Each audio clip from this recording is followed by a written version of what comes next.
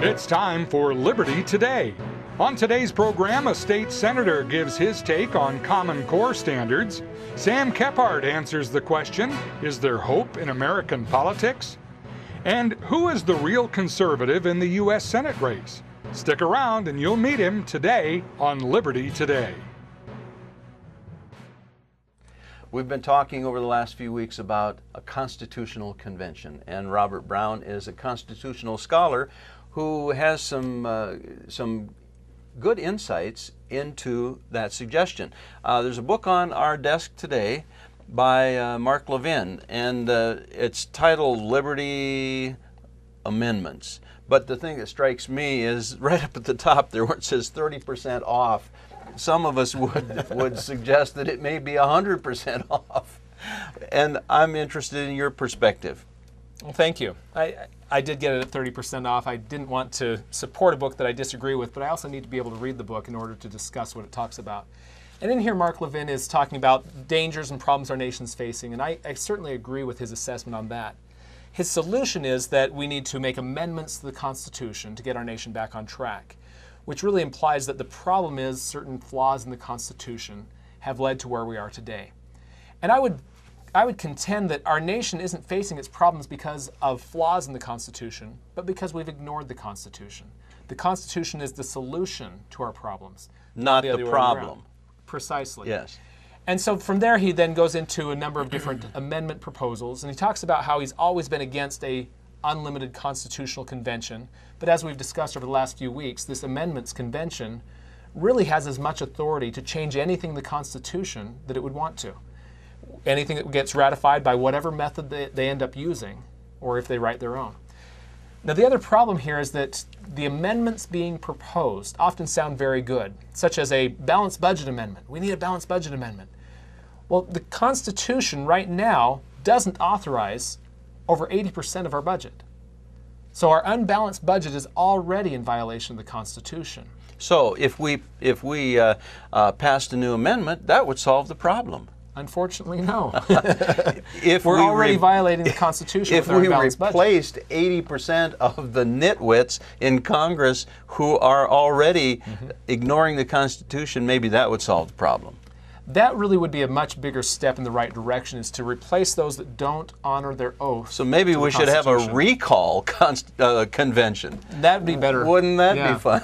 One of the amendments that he supports in here, which I agree with, is a repeal of the 17th Amendment. That's a great idea. Talk a little bit about the 17th Amendment, because it's like if you ask most people to recite the 10 Commandments, they might not be able to. Certainly, most people couldn't recite what the 17th Amendment even is. Sure.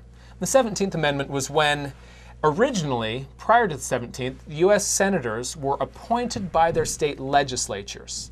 And so they felt a duty to represent the interests of the state, protect the power of the state from federal usurpation, and so on.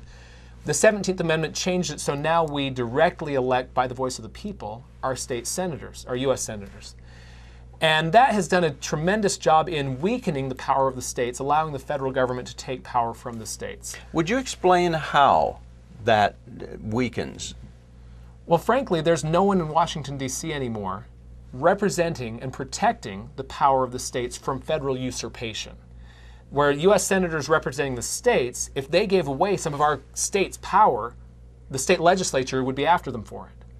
Now, they don't answer to the state legislature, they answer to the people, and we don't hold them accountable to that like the state senate or state legislature used to.